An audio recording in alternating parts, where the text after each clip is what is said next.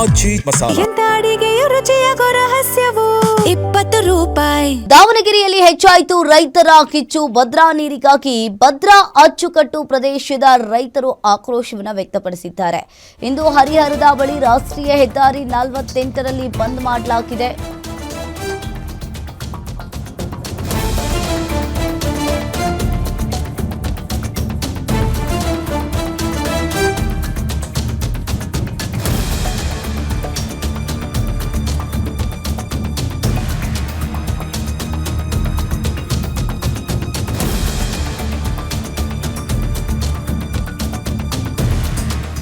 ಬೆಳಗ್ಗೆ 11 ಗಂಟೆಗೆ ಹೆದ್ದಾರಿಯನ್ನ ತಡೆದು ಸರ್ಕಾರದ ವಿರುದ್ಧ ಆಕ್ರೋಶವನ್ನ ವ್ಯಕ್ತಪಡಿಸಿದ್ದಾರೆ.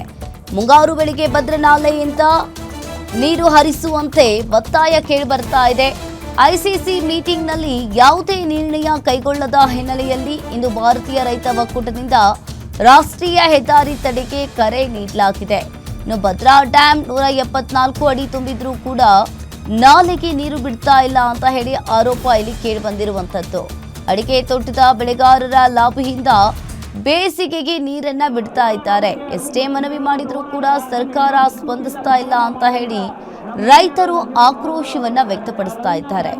ಇನ್ನು ಭಾರತೀಯ ರೈತ ಒಕ್ಕೂಟದಿಂದ ರಾಷ್ಟ್ರೀಯ ಹೆದ್ದಾರಿಯನ್ನ ತಡೆದು ಕರೆ ನೀಡಲಾಗಿದೆ. ಪ್ರತಿಭಟನೆ ಮಾಡ್ತಾ ಇದ್ದಾರೆ.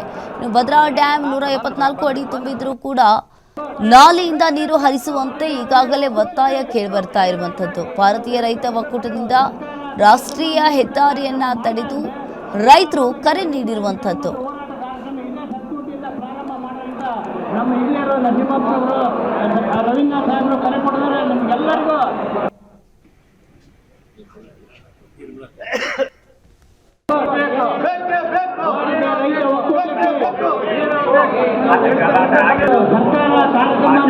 ಕಾರ್ಯಕ್ರಮ ಮಾಡಲಾದ್ರೆ ಹೋರಾಟದ ಬಗ್ಗೆ ಮತ್ತು ಹೋರಾಟ ಕಾರ್ಯಕ್ರಮ ಇದೇ ಹತ್ತೂರಿನಿಂದ ಪ್ರಾರಂಭ ಮಾಡಿದಂತ ನಮ್ಮ ಹಿರಿಯರು ರವೀಂದ್ರ ಸಾಹೇಬರು ಕರೆ ಕೊಡಿದರೆ ನಮಗೆಲ್ಲರಿಗೂ ಒಂದನೇದಾಗಿ ಎಲ್ಲರಿಗೂ ಬಂದಂತ ಸಾಕಷ್ಟು ಧನ್ಯವಾದಗಳನ್ನು ಹೇಳ್ತೇನೆ.